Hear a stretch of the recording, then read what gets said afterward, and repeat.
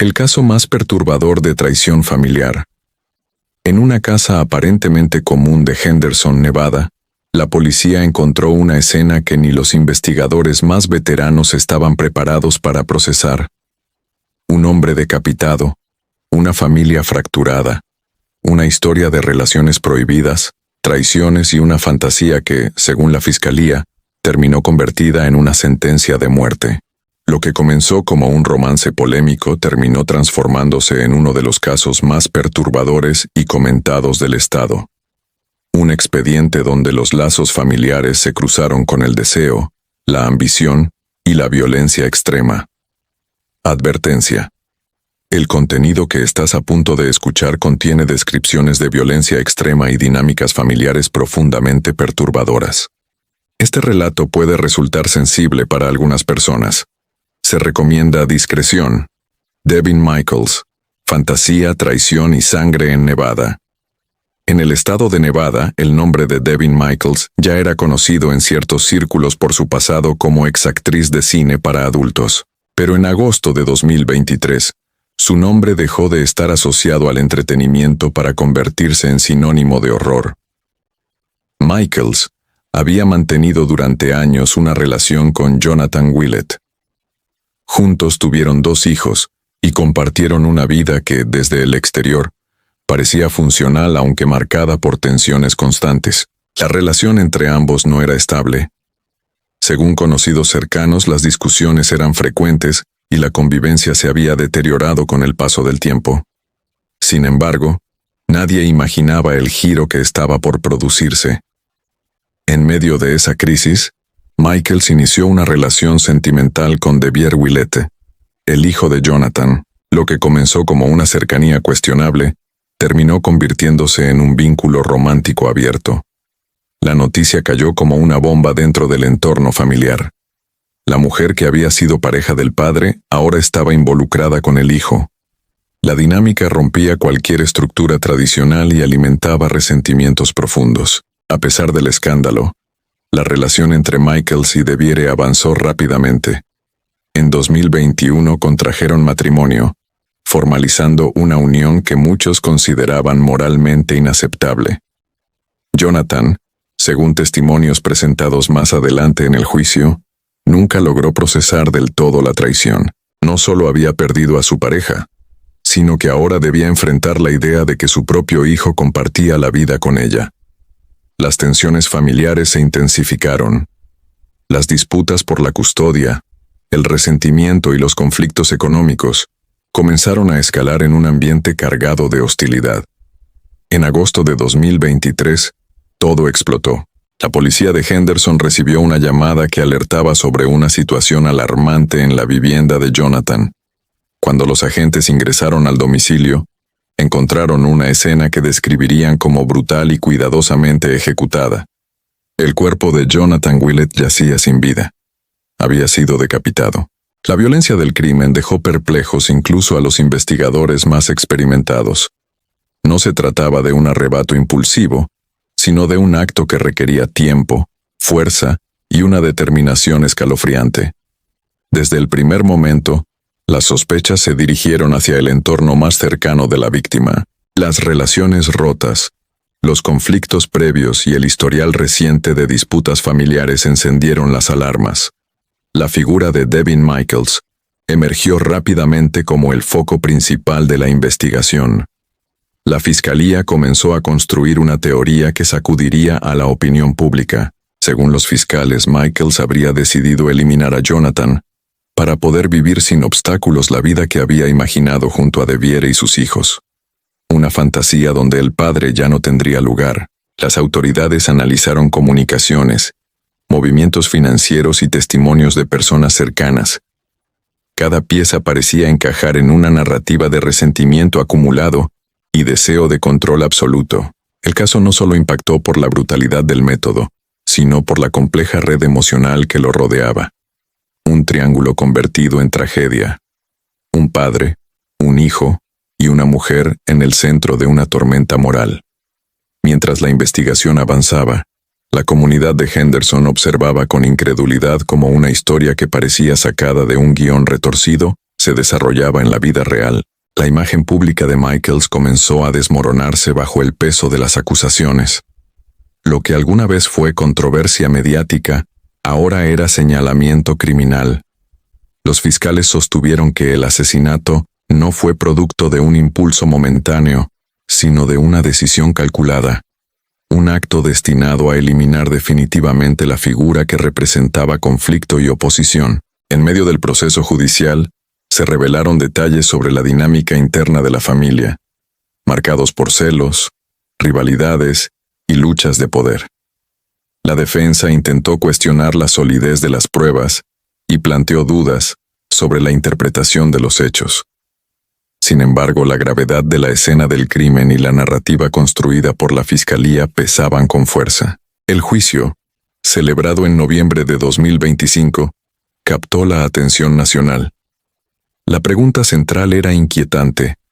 ¿Hasta dónde puede llegar alguien para proteger su versión ideal de felicidad?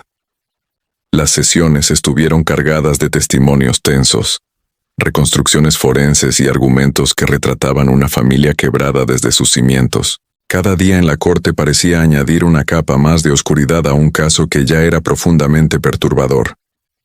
El jurado escuchó durante semanas una historia que combinaba deseo, traición y violencia extrema. Una historia donde la línea entre pasión y destrucción se desdibujó por completo. Y mientras el país seguía el proceso, el destino de Devin Michaels pendía de una decisión que marcaría para siempre a todos los involucrados. Aquí es donde el expediente comienza a revelar su desenlace. El silencio en la sala del tribunal era casi irrespirable cuando comenzaron los alegatos finales. Cada palabra parecía pesar toneladas, como si el aire mismo estuviera cargado de la violencia que había dado origen a aquel proceso. La Fiscalía reconstruyó los últimos días de Jonathan Willett como una cuenta regresiva hacia la tragedia. Presentaron mensajes, discusiones previas y testimonios que describían un clima de tensión constante. Según su teoría, Devin Michaels no solo deseaba una nueva vida junto a Devier, sino que veía a Jonathan como el obstáculo definitivo para consolidarla. Un obstáculo que debía desaparecer. Los fiscales insistieron en que el crimen no fue improvisado.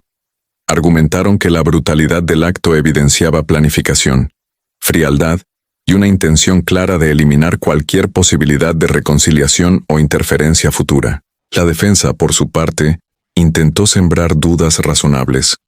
Cuestionó la interpretación de los mensajes, el contexto de las discusiones y la manera en que se había construido la narrativa acusatoria. Sostuvieron que la relación entre Jonathan y Michaels era conflictiva, sí, pero que eso no equivalía automáticamente a un plan homicida. Plantearon inconsistencias y pidieron al jurado mirar más allá del escándalo mediático. El nombre de Devier Willett también resonó con fuerza durante el juicio. Su posición era incómoda y devastadora. Hijo de la víctima y esposo de la acusada. Los interrogatorios buscaron determinar qué sabía, cuándo lo supo y cuál había sido su papel en la dinámica familiar previa al crimen. La presión pública sobre él fue inmensa. Mientras tanto, los detalles forenses ocuparon un lugar central. Los expertos describieron la escena del crimen con precisión quirúrgica, dejando claro que la violencia ejercida no era compatible con un simple arrebato emocional.